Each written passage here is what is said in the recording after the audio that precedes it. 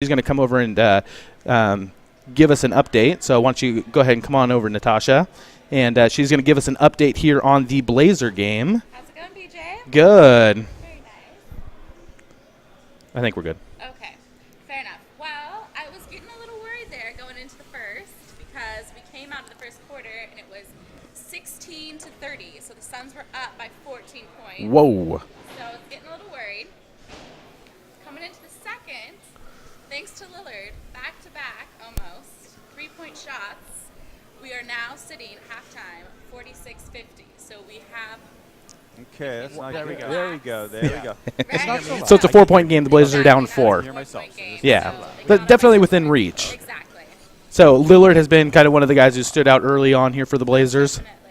Have you been able to see has Aldridge, has he been able to play okay, and you know he had some issues with his knee, so is he been able to play pretty much the whole half? Looks like he is. He's been playing well. Looks like getting some defense in there as well. So that's cool between him and Lopez. Yeah, it just keep. They've Yeah, been, fine. managing Better. pretty well, I No, believe, it's and I better. It think, just clicks. I don't know, they're It was just trying to clicking, find so their synergy and I get didn't like together it. and make Yeah. it happen. But I think between the two of them, they're gonna come up strong.